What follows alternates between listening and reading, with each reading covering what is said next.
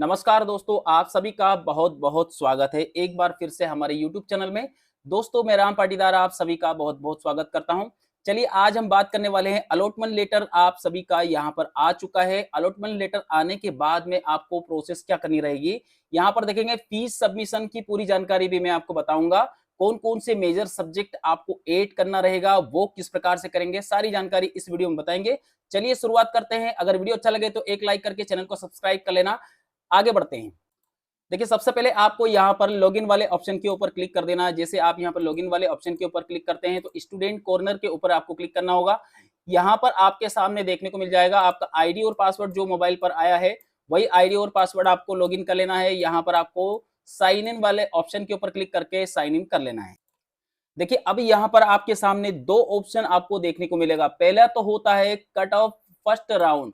First round में आपका क्या कट ऑफ आया है, और यहाँ पर देख सकते हैं आपके सामने जैसे उसके ऊपर आप क्लिक करते हैं तो आपके सामने लिखा भी रहता है आपका जो कॉलेज आपने लिया था वो कॉलेज, और जो सब्जेक्ट जो मेजर सब्जेक्ट आपने लिया था उस टाइम जब आप चॉइस फिलिंग करते हैं तो वहां पर आपके सामने मेजर सब्जेक्ट का पूछा जाता है।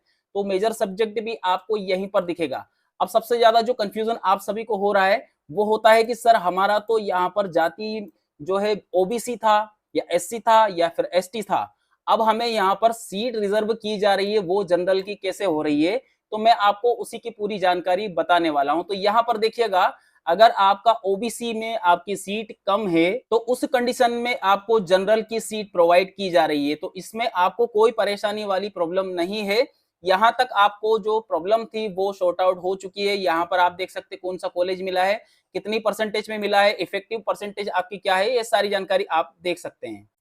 अब देखिए, जो कैटेगरी को लेकर के जिन लोगों का सवाल था वो यहाँ पर आपको ध्यान देना है। यहाँ पर जो सीट रिजर्वेशन मिला है वो आपको यहाँ पर देख लेना है। यहाँ पर देखेंगे जो कैंडिडेट मेरे पास है उनका यहाँ पर ओबीसी से फॉर्म भरा गया था, ओबीसी में फीमेल कैंडिडेट है। तो यहाँ पर देखेंगे ओबीसी से हमें यहाँ पर देख सकते हैं आपके सामने यहाँ पर कोई सीट आपको रिजर्व दिखने को नहीं मिल रही, मतलब 0 सीट थी। इसके कारण से जो सीट मिली है वो कौन सी मिली है, तो यहाँ पर देखेंगे जनरल कैटेगरी से आपको फीमेल कैटेगरी में, जैसे अब हमारे पास जो कैंडिडेट है वो फीमेल है, तो यहाँ पर देख सकते हैं कट ऑफ भी यहाँ पर आपके सामने देखने को मिल जाएगा। इतने कट ऑफ पर आपको सीट आवंटित की जाती है। यहाँ पर जो ये वाला जो कट ऑफ है वो आपको यहाँ पर देखने को मिल जाएगा। जनरल से हमें यहाँ पर सीट अलॉट की गई है और इतने परसेंटेज ये आपका कट ऑफ गया है, और यहाँ पर देख सकते हैं कम से कम इतने परसेंटेज वालों का सिलेक्शन हुआ है। अब बात करते हैं यहाँ पर ऊपर ऊपर में यहाँ पर देखेंगे जनरल फीमेल को यहाँ पर सीट देख सकते हैं सिर्फ 10 सीट थी, और जनरल ओनली जनरल वालों का यहाँ पर 23 सीट थी। तो यहाँ पर आपको जो अलॉट किया गया है, जो कॉलेज आपको अलॉट हुआ है वो जनरल से इसी कारण से हुआ है कि यहाँ पर ओबीसी की कोई सीट रिजर्वेशन में नहीं थी, इसके कारण से आपको जनरल की सीट प्रोवाइड की गई है। तो इसमें आप सभी को कोई परेशान होने की जरूरत बिल्कुल नहीं है। अब बात करते हैं सेकंड वाले ऑप्शन की। यहाँ पर आपको बहुत ज्यादा ध्यान देना है। अलॉटमेंट फर्स्ट राउंड, देखिए अलॉटमेंट फर्स्ट राउंड का मतलब होता है यहाँ से आपकी फीस सबमिशन की प्रोसेस आपको अच्छे से आपको समझ लेना है। अब देखिए, यहाँ पर स्टूडेंट का बेसिक डिटेल, छात्र का मूल विवरण क्या है, तो यहाँ पर देखेंगे जो कॉलेज आपने लिया था वो कॉलेज आपको मिल चुका है। बात करते हैं कि आप कौन सी डिग्री करना चाहते हैं। जैसे हमने यहाँ पर बीएससी किया था तो बीएससी यहाँ पर डिग्री कोर्स है। अब यहाँ पर जो ब्रांच है, ब्रांच शाखा में आपने मेजर सब्जेक्ट आपका क्या था, मैं आपको आगे और सारी जानकारी बताऊंगा। यहाँ पर मेजर सब्जेक्ट जो है वो यहाँ पर आपको डिस्प्ले होगा। स्टूडेंट का वर्ग कौन सा था, कि कौन से वर्ग से उन्होंने अप्लाई किया है और आपको सीट कौन से वर्ग से मिली है, वो सारी जानकारी भी यहाँ पर आपको मिल जाएगी। मेरिट योग्यता के अनुसार 70.77 पर आपको यहाँ पर सीट अलॉट की गई है जनरल कोटे से। अब देखिए, यहाँ पर एक जानकारी आपको अच्छे से समझ लेना है। आपको ऊपर बताया गए कॉलेज में एडमिशन आपको लेना है। अगर आप उसमें एडमिशन लेना चाहते हैं तो नीचे दी गई बटन के ऊपर आपको क्लिक करके आगे की प्रोसेस आपको करना रहेगा। यहाँ पर आपको कंफर्मेशन वाले ऑप्शन के ऊपर क्लिक करना रहेगा। मैं प्रमाणित करती हूँ मेरे द्वारा दी गई समस्त जानकारी सत्यता है, इसमें किसी भी प्रकार की कोई भी समस्या आती है तो मैं स्वयं उसकी जिम्मेदारी लेती हूँ। चलिए, इसके बाद में यहाँ पर इसको स्वीकृत करें, इस वाले ऑप्शन के ऊपर आपको क्लिक करके यहाँ से आगे की नेक्स्ट प्रोसेस कर लेना है।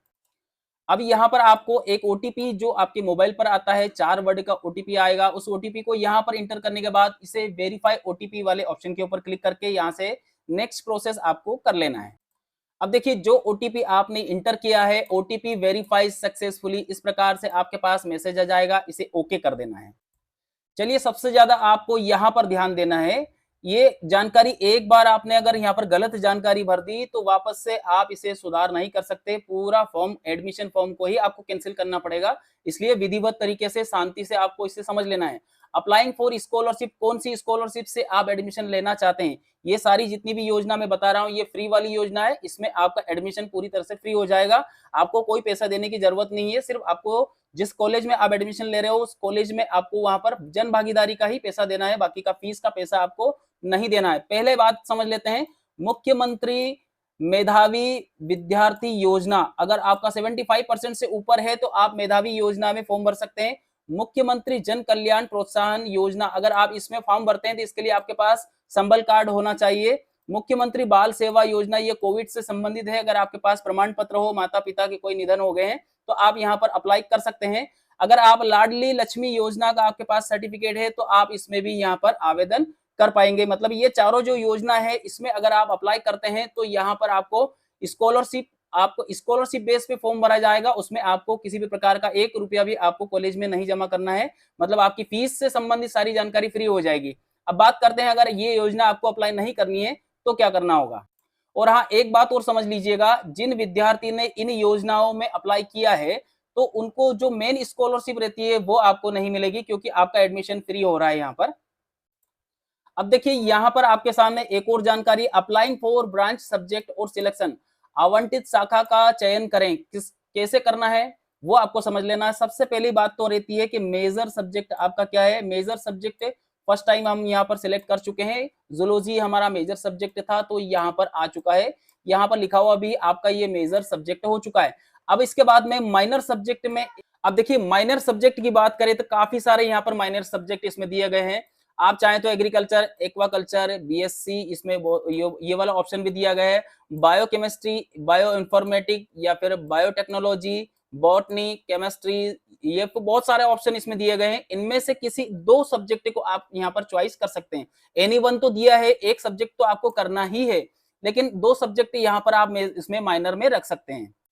तो यहाँ पर देख सकते हैं बहुत सारे इसमें और भी सब्जेक्ट है, यहाँ तक की पूरी जानकारी आपको सोच समझ करके सब्जेक्ट लेना है। तो यहाँ पर देखेंगे माइनर सब्जेक्ट में यहाँ पर बहुत सारे इसमें ऑप्शन आपके सामने ओपन हो जाएगा। अब थोड़ा सा नीचे आएंगे तो यहाँ पर एक और सब्जेक्ट आ रहा है, वो आपको समझ लेना है। एमडीसी सिलेक्ट 1 सब्जेक्ट, एक सब्जेक्ट और भी आपको यहाँ पर सिलेक्ट करना होगा। अब यहाँ पर कौन सा सब्जेक्ट आपको सिलेक्ट करना रहेगा, ये आपका जैसे लास्ट ईयर जो हमने जब कॉलेज की काउंसलिंग किया था और जब सब्जेक्ट चॉइस किया था तो यहाँ पर लिखा हुआ आ रहा था कि आपका फाउंडेशन कोर्स कौन सा है, तो इसी प्रकार से यहाँ पर फाउंडेशन कोर्स की तरह ही ये आपका एमडीसी सब्जेक्ट है।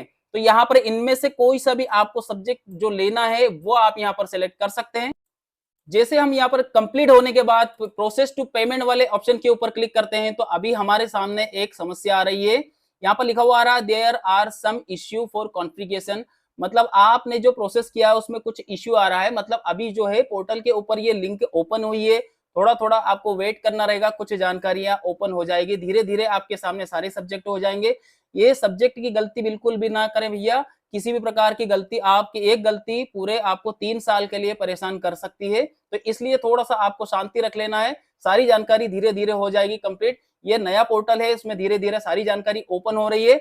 और इसी प्रकार की जानकारी के लिए चैनल को सब्सक्राइब करके वीडियो को लाइक करें। धन्यवाद आप सभी का वीडियो देखने के लिए। आपका दिन शुभ रहे। जय श्री राम।